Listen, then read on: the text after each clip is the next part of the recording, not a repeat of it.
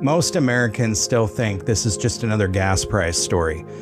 A few extra bucks at the pump, maybe fewer summer road trips, maybe some politicians yelling at oil companies on cable news while Congress pretends hashtags are energy policy.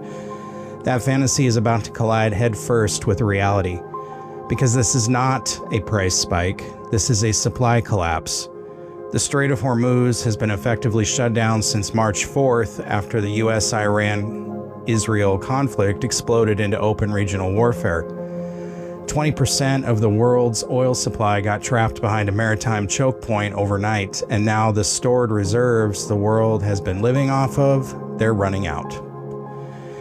We are entering the phase where governments stop asking how expensive fuel is and start asking who still gets access to it. Tonight on Behind the Line, we break down the oil shock of 2026, why experts are warning rationing could begin within weeks, and why the American cost of living crisis is about to become something much uglier.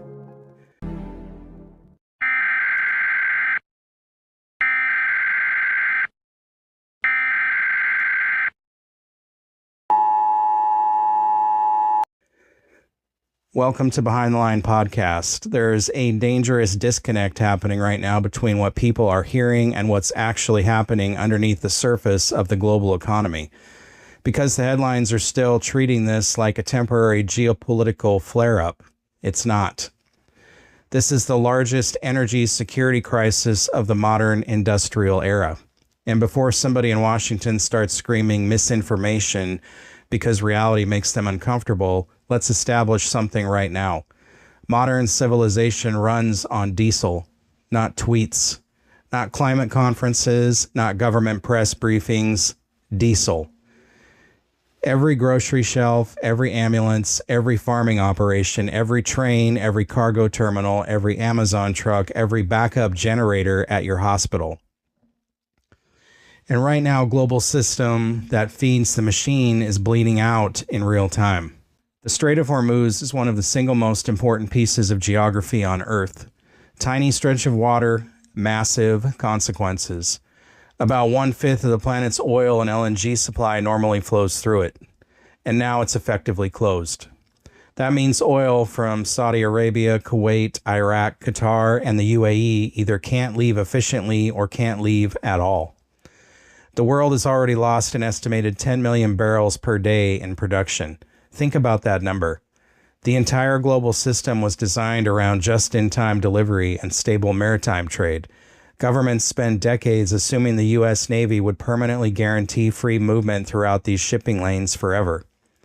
Turns out history doesn't care about PowerPoint presentations from think tanks. Now the tanker reserves already in transit have largely been consumed.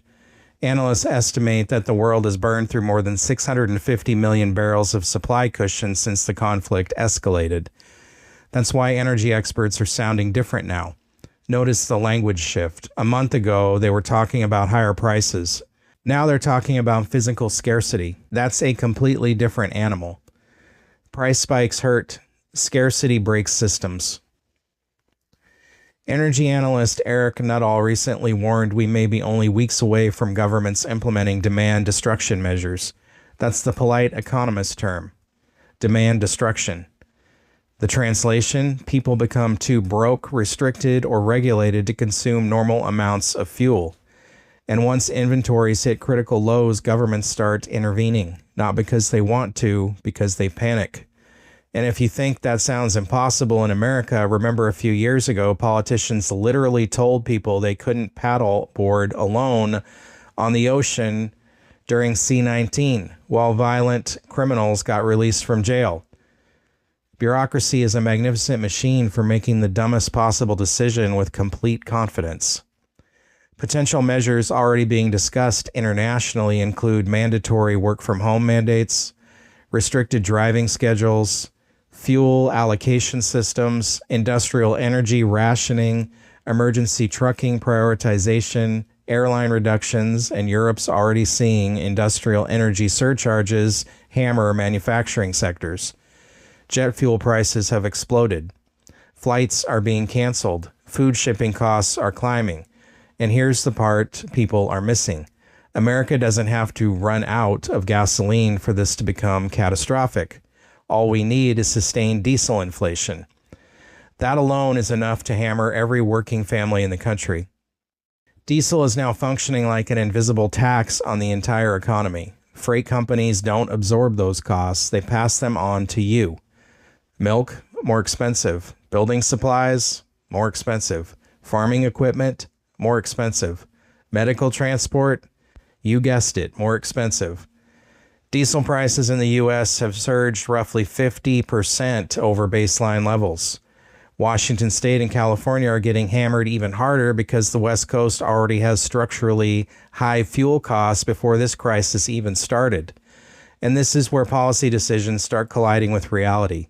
You cannot simultaneously cripple domestic refining capacity, overregulate the energy infrastructure, and discourage drilling investment, attack pipeline development, and then act shocked when the supply shocks destroy affordability. Physics doesn't negotiate with campaign slogans. The working class always pays first. Always. The wealthy still fill their tanks. Politicians still get motorcades.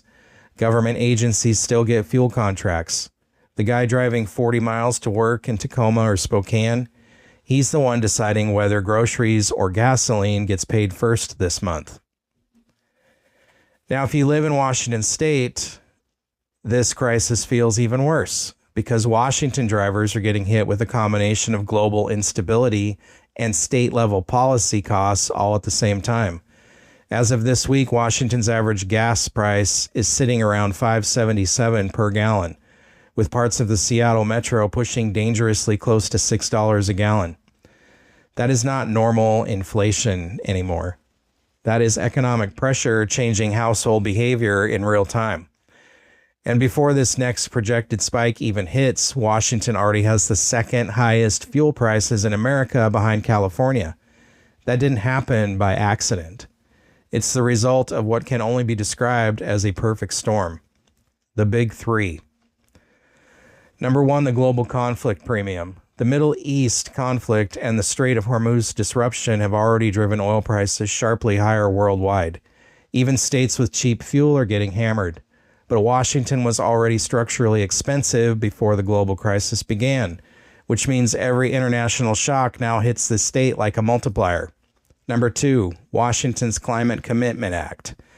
The state's Cap and Invest carbon program is currently adding an estimated 52 to 58 cents per gallon directly into fuel prices. Supporters call it climate accountability. Critics call it an invisible fuel tax on working families. Either way, drivers are paying for it.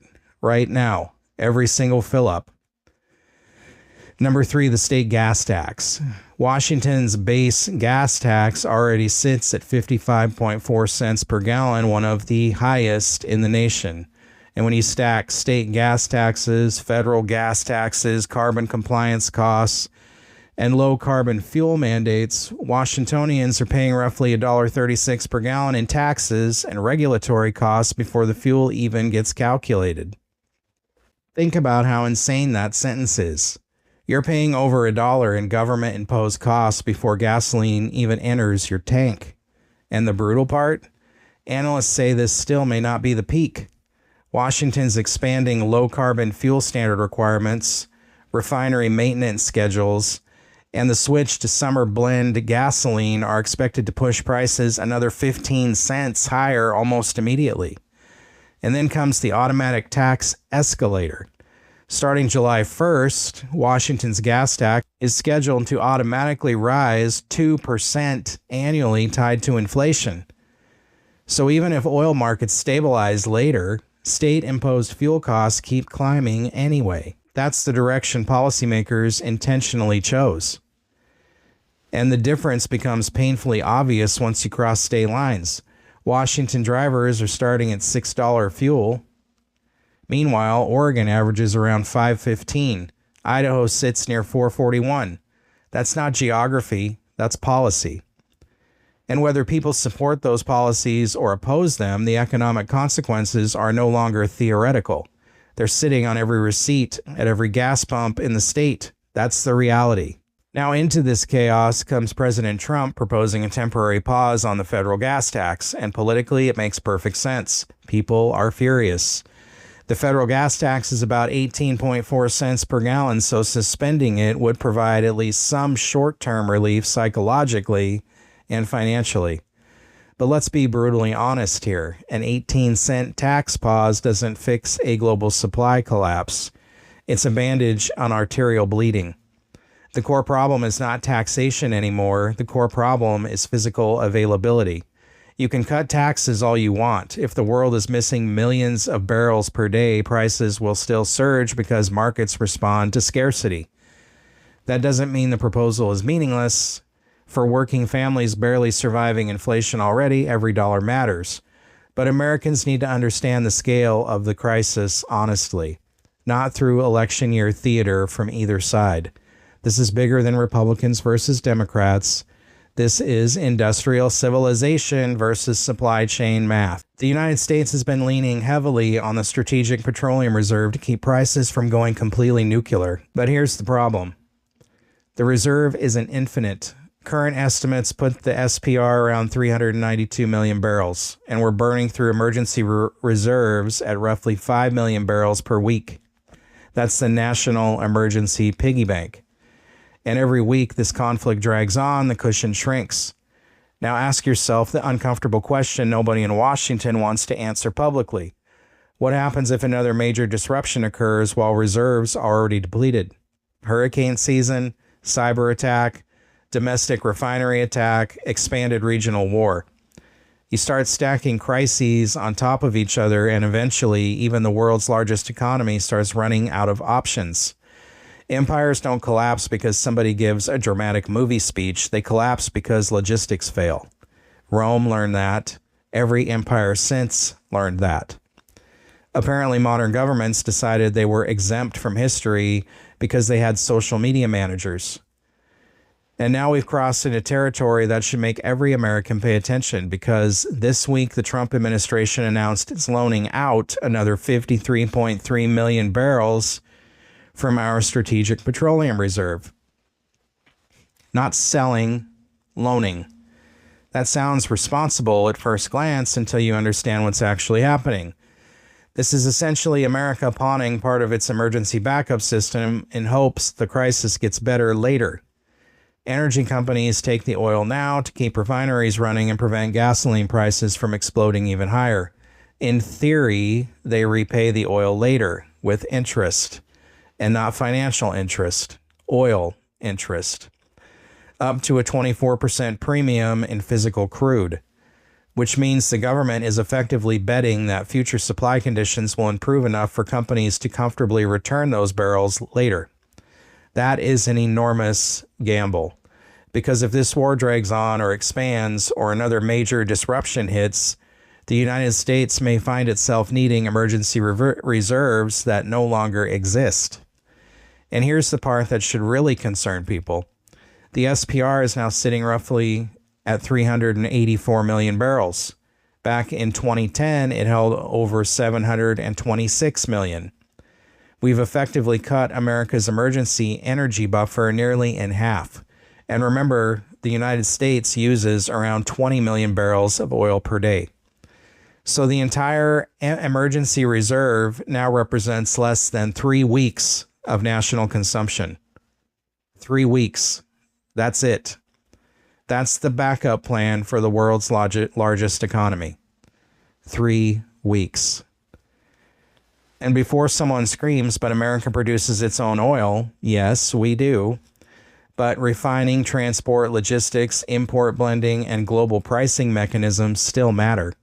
A modern economy is not a light switch. You cannot simply yell energy independence into a microphone and manifest refinery capacity out of thin air. If politicians could solve physics with speeches, California already would have affordable electricity and a functioning bullet train. Now let's talk about the political elephant in the room. Midterm elections are in November, and historically high gas prices are political cyanide for whichever party is in power. Average gasoline prices are already pushing around $4.52 nationally, with parts of the West Coast much higher. So Washington is trying to calm markets before voters fully revolt over fuel costs. That's the reality. And look, every administration does this. Republican, Democrat, doesn't matter. No White House wants Americans staring at $7 gas while campaign ads are running nonstop. But critics are warning this may be dangerously short-sighted, because releasing strategic reserves during the opening phase of a potentially long-duration energy conflict is like emptying half your fire extinguisher because the kitchen smells smoky. Maybe the fire goes out. Maybe the whole structure ignites later. And if that happens, you better hope nobody needs the extinguisher anymore. One of the most revealing details in the Reuters report barely got attention. Energy companies only accepted about 58% of the oil that was offered last month. That matters because these companies aren't stupid. They understand the risk. Some refineries may already be struggling with processing limitations between heavier sour crude and lighter sweet crude. But more importantly, companies may be worried about owing the government millions of barrels later if oil prices go completely parabolic. Because if crude hits $180, $200, or $250 a barrel during a prolonged conflict, paying back those loans becomes a nightmare. And that hesitation tells you something deeply uncomfortable. The people closest to the industry may not actually believe this crisis ends anytime soon. And the people inside the energy sector are starting to act cautiously. Ordinary Americans should probably stop assuming this is just another temporary news cycle. Because the next phase of this crisis won't just hit gas stations, it hits food, manufacturing, shipping, medical systems, and eventually political stability itself. Oil isn't the only thing moving through the Gulf. The Strait of Hormuz is also critical for fertilizer exports, sulfur, petrochemicals, and helium. Qatar alone produces about a third of the world's helium supply. That matters because helium isn't just party balloons and clown nonsense. It's essential for semiconductor manufacturing and MRI systems. Meanwhile, this crisis has second-order effects even most Americans haven't begun to feel yet. Fertilizer costs are already climbing. Many farmers across the U.S. have chosen to not even plant this year due to the crisis, which means fall harvest prices are going to hurt again. Food inflation may become the next major wave after the energy inflation. And this is why the phrase, everything is connected, matters. Energy is upstream from almost everything in modern life. When energy breaks, supply chains break. When supply chains break, affordability collapses. When affordability collapses long enough, political instability follows. History has shown that repeatedly. Right now, America is still in the manageable discomfort phase. High prices, tight inventories, anxiety. But experts are warning the next phase may look very different if the strait stays closed deep into summer. And whether people like hearing it or not, this crisis exposed something painfully obvious. Modern nations built entire economies around the assumption that globalization would always function perfectly. Cheap shipping, cheap energy, cheap imports, permanent stability. That illusion is gone now. And ordinary Americans are once again the shock absorbers by decisions made by governments, corporations, and geopolitical planners thousands of miles away. So when you hear politicians promising simple fixes, understand the truth. There is no magic switch for global supply collapse. Only trade-offs, only consequences, only preparation. Because the difference between a functioning society and a fragile one is usually about 3 weeks of disrupted logistics. Civilization is basically a very organized truck stop with Wi-Fi and tax forms. Disturb the fuel flow long enough and people rediscover how thin the veneer really is. And the frightening part? We may be about to find out exactly how thin that is. If you appreciate breakdowns that go deeper than corporate media headlines, support this channel by subscribing and sharing this episode. You can find Behind the Line and Left Coast News on YouTube, Spotify, Apple Podcasts, Rumble, Brighteon, BitChute, X, Facebook, Instagram, TikTok, Truth Social, and Patreon. Drop a comment below. Do you think America is prepared for a real supply chain emergency, or have we become too dependent on fragile global systems to handle a prolonged crisis? And how are you preparing for this? Stay safe, stay alert, and we'll see you next time on Behind the Line. It's 11:59 at Radio Free America, and this is Uncle Sam with music and the truth until dawn. Right now, I got a few words for some of our brothers and sisters in the occupied zone. The chair is against the wall. The chair is against the wall. John has a long mustache. John has a long mustache. It's 12 o'clock, Americans, another day closer to victory. And for all of you out there on or behind the lines, this is your song.